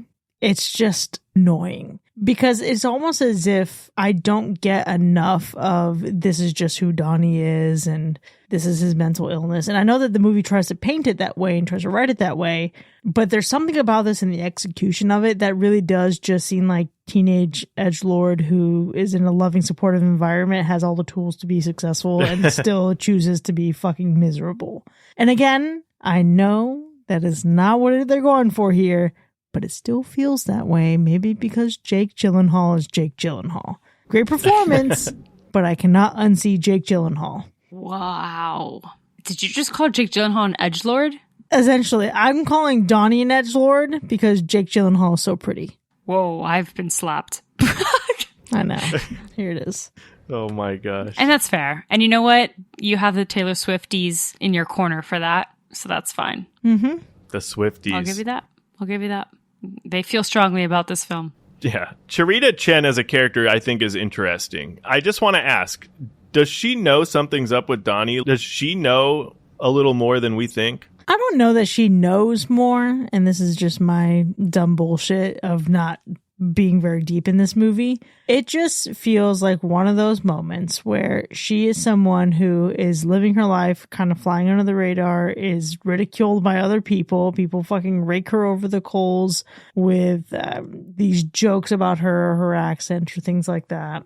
And she is another person who is potentially as, or maybe just slightly less alone as Donnie. And I think she sees a kindred spirit in him. And that's maybe what that attraction is. Like, she has a huge crush on him. She's writing his name down in school. And it seems like one of those things of, you know, how much did he have to go through before he ever noticed that? And how different could things have been for him, even if there's nothing ever romantic for them? But could he have had a friend much earlier? And I think it's important that he does eventually realize like what part she plays in his life, where she is this angelic figure the entire film, showing him the goodness, not by telling it to him, not by having to do anything, but simply existing and foreseeing him. Mm-hmm. And when he sees her for that, just that first moment, when he finally realizes that he sees her, that's when stuff starts to change and his outlook of what he needs to do and how he looks at other people. And I know it's towards the end of the film here, but that's really when it finally clicks for him that he needs to be focused on other people in a different way than he has been in the past. I mean, he could have stood up for her early on. He did in a way, but not really strongly enough. And when he gets to that moment where he realizes that she exists, she's a person, I'm not the main character, you know, I think that is only helped along by the fact that that's how she thinks about him. I see him. He exists. He obviously has some stuff going on. She sees it, right? But she doesn't let that sway her. Yeah. It's less about does she know that something is up with Donnie, and more so that she's a mirror reflecting back all the right things to him. Yeah, kind of like that innocence and that angelic representation when he is like in this in between, right? In terms of, if we want to go to the religious theory and that kind of unpacking, right? When I mentioned that Patrick Swayze's character is Satan, and then all of these other like innuendos to like the three major sins and stuff like that, and her wearing, like being this angelic figure in the play, and then him wearing her little earmuffs, is like kind of like equipping himself with that joy, with that innocence to then do the hard thing, is very interesting. So she's so sweet, and it is kind of tough when you rewatch this film sometimes and how she gets treated at the beginning, because it's like, oh, that's the stuff that's like, oh, that's, I know, don't love that, don't love it. It felt unnecessary. Yeah. The three temptations of Christ. Thank you. Yes, the three temptations of Christ. Exactly. Alcohol, sex, and drugs, I think, is the other one. Fornication. Yeah. You said Temptations, and I was just thinking about the musical group, The Temptations. So, I mean, those were not the temptations given to Jesus, but those were, right. These are the temptations that Donnie has fallen into. Yeah. Right. And it's so interesting that Patrick Swayze's character, Jim Cunningham, is sitting there preaching against them. That is such a fun little irony in the film. Yeah. And that's where, since we're talking about this right now, I'll reference, because I don't want to end the episode not mentioning the David Lynch film, because wouldn't that be a bitch? The David Lynch film that I think that this reminds me of, that is my favorite, is Mulholland Drive. Oh, yeah. I love that movie a little too much, potentially. And Mulholland Drive is extremely famous because people stay up at night staring at the ceiling, trying to still make sense as to what the fuck was real and what wasn't. And so I feel like Donnie Darko doesn't have the same effect as Mulholland Drive because it's not a Lynch film. Don't come after me, folks. But I'm just saying the concept that you don't necessarily know what is the truth and what isn't, to the point that we've talked about multiple times, that the director is against what maybe the actors believe and whatnot. It just gave me that idea. And granted, Mulholland Drive is after Donnie Darko, but Lynch is just known to do this in general. So I feel like I definitely got that vibe, mostly because I just watched Mulholland Drive recently. So that's the film it reminded me of. It's a good one. I haven't seen that in years. But speaking of other films, I want to point out the moment that is the best part of this whole movie. And it is when they're in the movie theater watching an actual horror movie. Yeah. As goofy as that shit was. Because it not only puts in a horror movie, it not only puts in The Evil Dead, but it puts in the best moment from The Evil Dead, where that fucking swinging porch chair and its knocking sets a rhythmic beat for everything else. They borrowed that shit. And honestly, great job, because it made that moment much more eerie. There's something I want to show you. They said, let me show you a real horror movie. But can we talk about how there's no way on this planet that only 3 or 2 of them would be in a theater for Evil Dead? Even I know that. Yeah, I don't know. You never know. Really? On Halloween week in the 80s? Evil Dead in the 80s? That came out in the early 80s. This is 1988. Yeah, it would have been like 7 years old or some shit. Mm-hmm. Somewhere 6 or 7 years old. Maybe it's just a little double feature, you know? I don't know. I really don't want to pick a worse part of this movie, but if I have to, I'm not going to do a cop out. I'm not going to do a cop out and do this thing where I said my disappointment with some of the jokes that just didn't age well. I'm going to go ahead and say it was the use of CGI for these time trails or whatever they're calling it, because I just don't think they looked very good. It didn't age. That also did not age well with this film. I don't mind the concept of it. I just didn't like the look of it. But I want to just say that, and I want to brush it aside because I am going to cheat and also share a best part of this movie. And I think the best part of this movie is, at least for me, all of the fucking theories that I've heard over the years. And just to elaborate, because I know we've talked about like some of the religious ones, but just to give you a couple of examples, because what is a Donnie Darko conversation without some debate on the meaning of the film, right?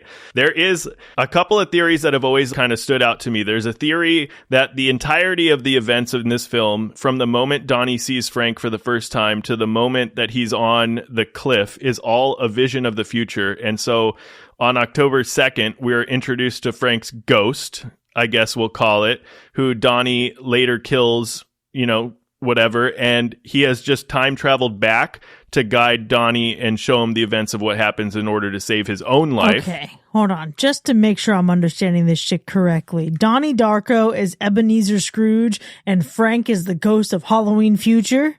Essentially, yes.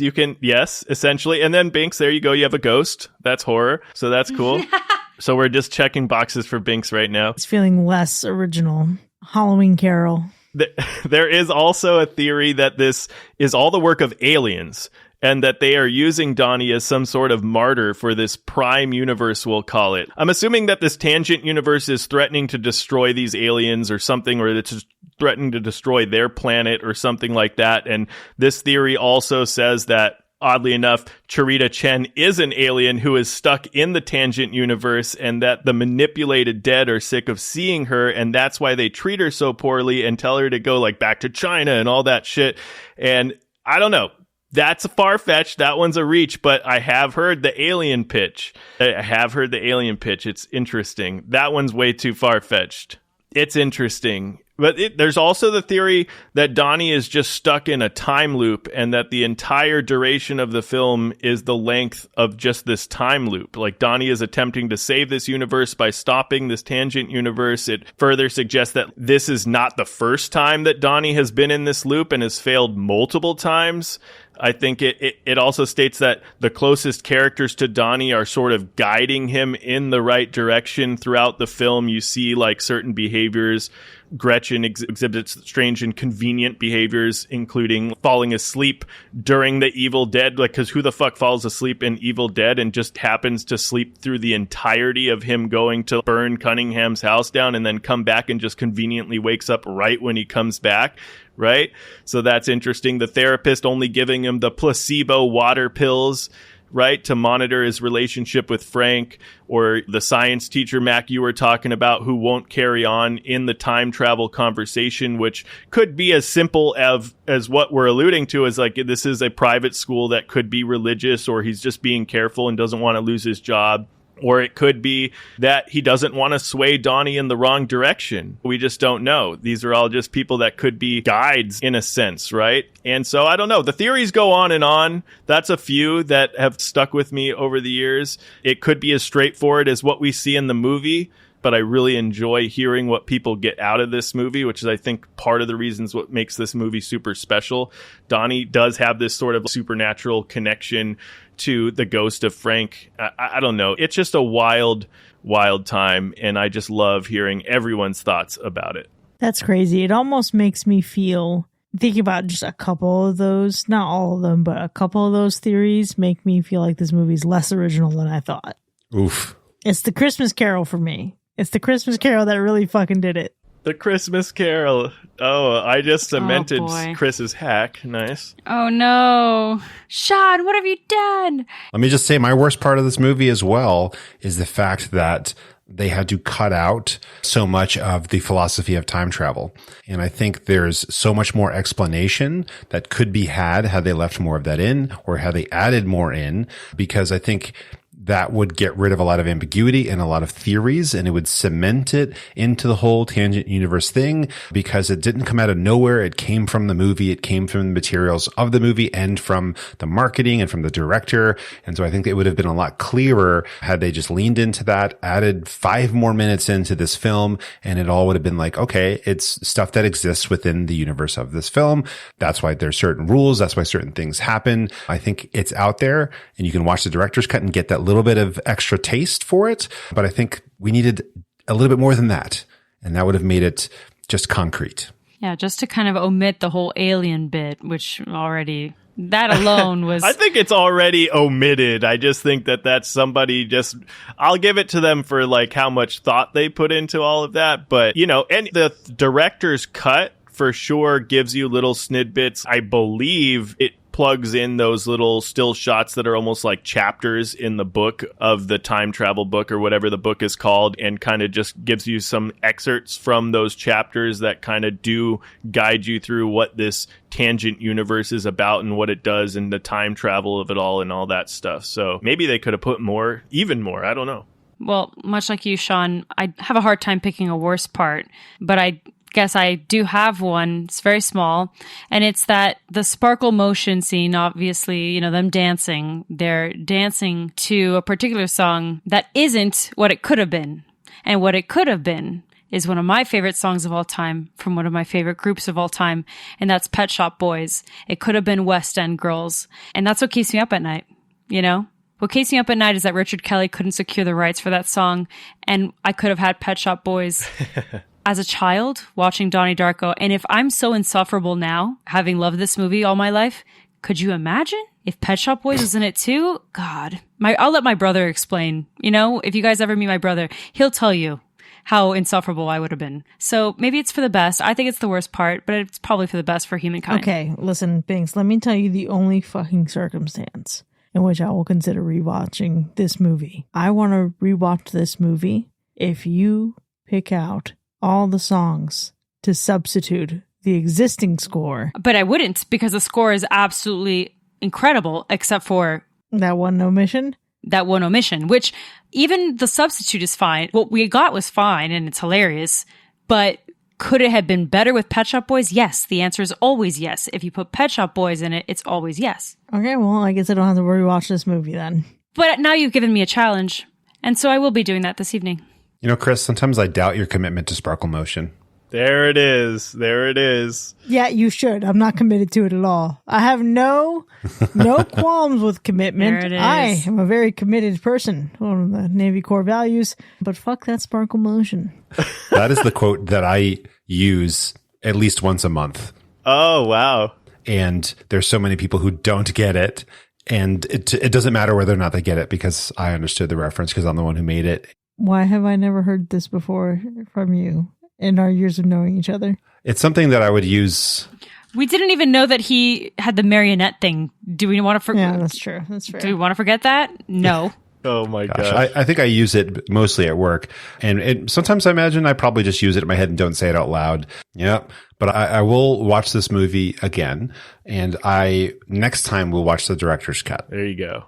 Yeah, I undoubtedly will watch this movie again. I think it's because of all of the off-the-wall theories that makes this movie rewatchable, if not just for the Easter eggs and obviously just the incredible production that is this film. But you can just continue to find new paths, new meanings each time you watch it. And not even if you believe in it, but you can just come up with theories for the fun of it. And it just makes it timeless. And I'm sure that this one will always circle around, even if it takes a decade. Well, while I don't plan on revisiting this, I'm glad to see that it is alive and well for the rest of the cult lovers of this film. But for now, there you have, folks. Donnie Darko from 2001 has earned more than a hack and 3 slashes. Now, we've certainly had a robust discussion here, but the conversation about this movie doesn't end here by any means. If you want to find out how to go further than this episode, consider supporting the show by subscribing through Apple Podcasts or visiting patreon.com/hackerslash, where you can enjoy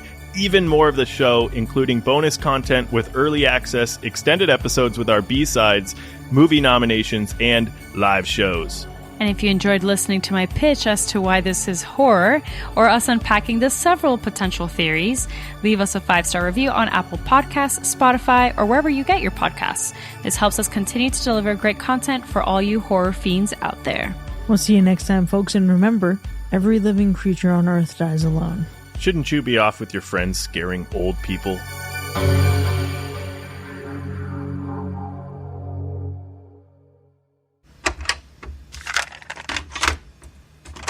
Did I ever tell you all about the time I was the Easter rabbit? No. What? Yes. Oh, wait, yes. Did I ever tell you all about the time I was also Peter Rabbit? Did I black out and forget? How do you guys remember this story and I don't? Maybe you weren't on the episode. Oh, well, do tell.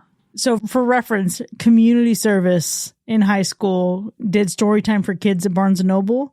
And the first Sunday of every month, it would send you like a licensed costume. So I was Clifford the Big Red Dog. Ironically, I'm 5'3", so I was very short. The mouse from If You Give a Mouse a Cookie, Arthur the Aardvark, Peter Rabbit, etc., etc. But before that, I also did community service where I dressed up as the Easter Bunny and rode a tram while they took a bunch of kids from underserved areas to Denny's for breakfast. And then we had like a little egg hunt. However, it does remind me and I'm really sparked by the inspiration of this movie, of all the fucked up bunny costumes that have existed over the years. We see them mostly with like mall figures with like, or like portrait figures for Easter, but there's also a long lineage of fucked up bunny costumes for Halloween. I'm sure there is. I'm definitely sure. I think I might have actually worn a bunny costume at some point as a child for Halloween, and it wasn't meant to be a Halloween costume, but it just works so well because they're off-putting. It just doesn't belong. Like a grown bunny just standing up on two legs, walking around. Yeah, give me a bunny with a 401k, and that's fucking scary. Oh, no. I think the only bunny that I've ever gone as for Halloween was Roger Rabbit. That was fun. I guess, like, bunny costumes are more popular than I realized, because at face value, I'm like, a bunny costume. Why the hell would you want to do that? And then I think of all these movies like Mean Girls or whatever, where they're just like, you know, a slutty bunny, or just like, fuck it, I'm going to be the regular Easter bunny costume. But a creepy bunny costume, that's the sweet spot, because that's frightening, right? Like, you think of rabbits and they look so cute and harmless and like fluffy, but you also forget that they can be rabid and quite literally fuck you up. Fuck themselves up too. You and me, baby, ain't nothing but mouse. Damn, that's a TBT song. Yeah, they do like to get down, that's for sure. They do. Tell you what is not getting down, though. There's a link I have of 122 vintage Halloween costumes that will scare you to death. Are you ready to see how fucked up this is? Let's go. All right, I'm dropping the link in our Discord chat so our patrons and our listeners in Discord can play along. So if you want to take a look there. But holy shit. First one already off rip. Terrifying. What the fuck is this demon child? It is Lucifer. Dude, that is shit is creepy as hell, dude. What the fuck? Frightening as hell. I need a print framed in my house. Yeah, if we ever do a hacker / haunted house, it's going to be this shit. Just a whole wall of it. No, the second picture. That costume is incredible. Mal de ojo. Literally a massive mal de ojo. The third is not giving original, though. That's giving Silent Hill. It's giving like, Saw. We've seen it's that. giving Pig It's Face giving Bitch. Saw. True. True. Oh, what the fuck is number 4? Are they mice? I think there's a comment that says aardvarks. Aardvarks. I'm team aardvark. That is not what Arthur looks like, sir. Number 5 is a little puzzling. It's really fucked Because- up. Little babies with little baby porcelain masks. And even number 6, honestly, just gets creativity points for also draping a skeleton cloth onto the horses. Yeah, that was good. That works. Oh, number 7. Pet There's Cemetery. well, is that a horse? Holy shit. It's giving Pet Cemetery. It's Pet Cemetery. But for It is sure. like, yeah, it is. It's giving also Pet Cemetery. doing the third person from the left has the whole knees together modern I gotta go pee pose though. So that's timeless. Some would also say the sorority squad. But yeah, the sorority squat. For sure. All it's missing is the millennial peace sign. Number 8 screams racism, just saying. Fair enough. That's terrible. That's awful. Burn it with fire. But the comment that says creepy yet classy is a little more concerning. Sorry to call them out. But. Number 9 is, oh my God, is it Nightmare Before Christmas, Lock, Shock, and Barrel? Yeah. Yeah. Oh my God. Imagine these kids showing up at your door. Yeah. Number 10 Hell looks like he's no. going to go out for a fucking purge night. Literally. He's got a plunger. Literally. What's he doing with that plunger? You know? Yeah, Zunican in the chat also says number 10 is sick. Kind of want to recreate it. Folks, if you in the chat are following along and you know of any creepy ass fucking Halloween costumes, please feel free to drop them in. Holy shit, number 13 is fucked. It's giving It's a Small World almost in a weird backwards way. And Oh, 14 yeah. is just that in Disney World. Oh shit. Why Quite is that literally. car on fire? Oh, That's perfect. boy. Oh, not Burn even with just fire. missing the car. Did Yeah, these kids literally just not going to burn get the Burn it down. all car? down. What Probably. the hell? Rambunctious. Number 15 looks like he's smoking Oh, a cigarette. It does. Where's that smoke coming from? Oh no. Oh, you guys have to see 19. That's the Michelin Man. Number 9. Yeah, it does look like the Michelin Man. It also looks like even the ones Doctor Who. before it are fucked up, dude. What are these Yeah. kids? What are these kids doing, man? We need to bring these costumes back. These are great. I haven't seen Yeah. kids look this scary ever in my life. Yeah. So I'm gonna are those need them. capes? Is that how they're Correct. hiding themselves? Is with a cape in the wind, or are they just cover it with black? Nobody will know.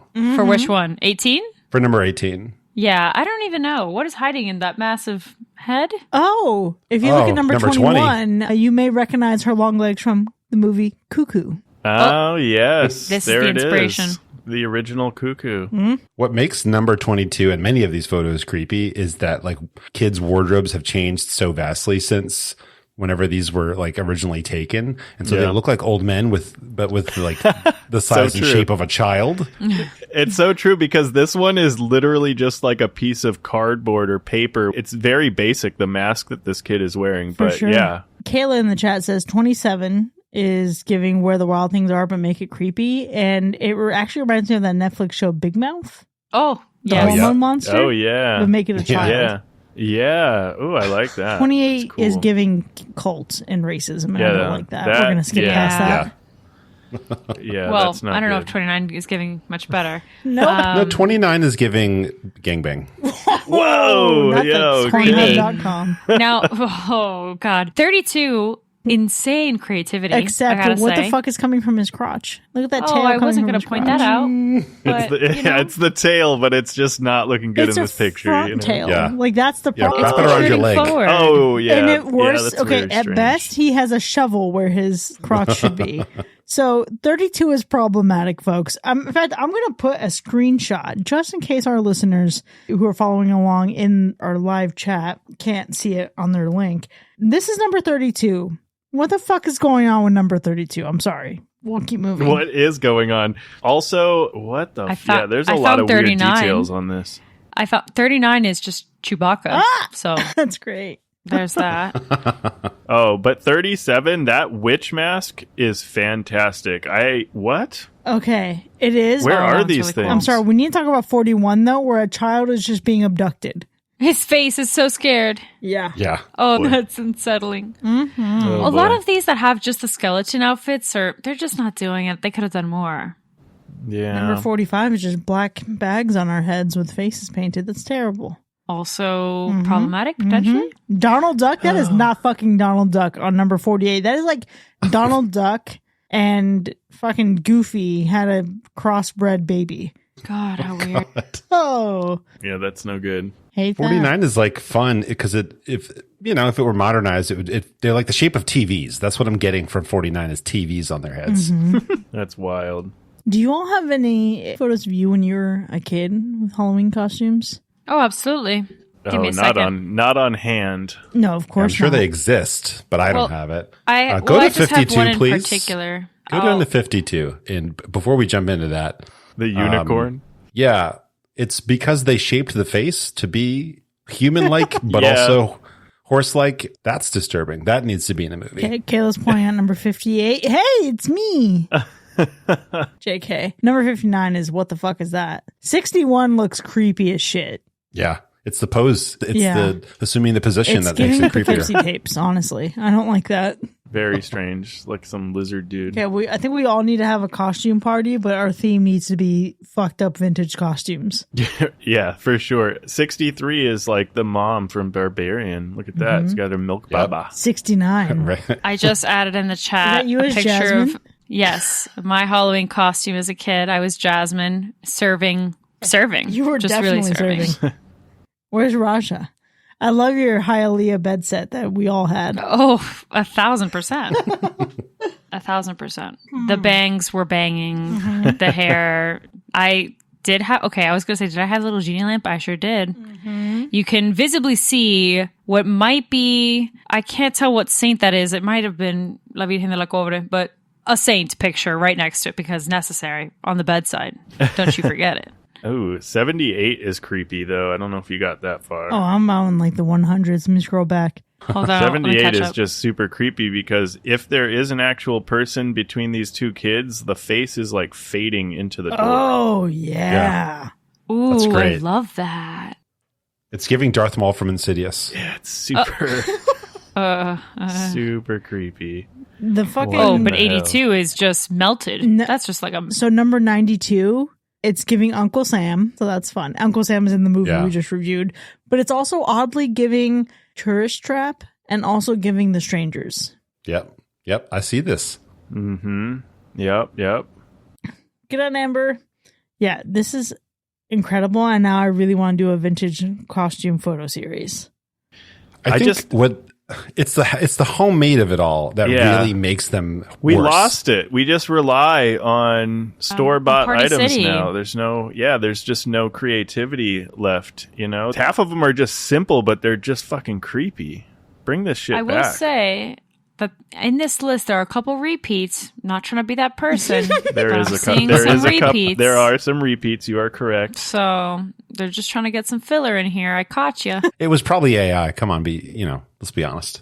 Well, speaking of, hold on. That's a great idea. Oh, are we about to AI generate a costume? Or Listen, what are we we had gonna do? great success the other day. We did. We We put the did. xenomorph in a Bride of Frankenstein wig, and we gave the creature from the Black Lagoon a blonde beehive. Yeah, it was Where great. the hell was I? When did this happen? You weren't on the episode. It was our cuckoo episode. That was the cuckoo episode, and it was great. Yeah. Oh, Good man. It was absolutely Go down to incredible. 107 and tell me who failed anatomy.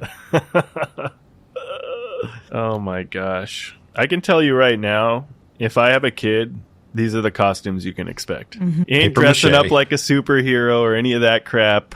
You are going to be the creepiest kid out there. Most definitely. I'm actually really excited. So I'm getting to take Allie's son for his Halloween costume very soon, like over this weekend. He's going to be Ghostface. I'm going to take him to a Spirit Nice. Halloween. It's the first time I've ever taken a child to get anything Halloween related, and I am so stoked. That's awesome. Okay. Oh, there it is. There's Peter Rabbit, and there's me as Peter Rabbit. Hot diggity dog. Nice. Counting on Nathan the historian to find this. Look at that. Love to see it. Okay, Wow. AI struck out. Nothing good. Oh, no. I know. I promise. I honestly should have given it a more specific prompt, but here we are. You cannot recapture the beauty of the past. Wow. Yeah, it's- Well, now I feel like I needed to have rethought my Halloween costume. Not that I was settled on anything in particular this year, but can I do more? I feel challenged. What are you gonna I do? feel like I need to rise to the occasion. What are you gonna do? Oh, Oh, I Yeah. mean, I was gonna just look up what purple-haired costume opportunities there were. There's I like know that that's one super basic, fucking Teen but Titan. correct, Raven. Yes, yes.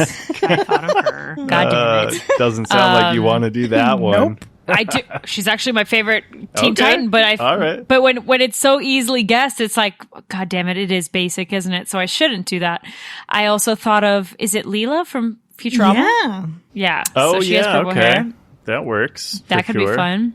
That'll Oh my be God, But interesting. again, I feel like, You ready? am I settling? You know? Yzma Oh, from the my Emperor's god, New my Groove. cousin. Yes, my Oh. cousin's favorite villain. She's been talking about Yzma for like the last 3 weeks nonstop. I think you got it.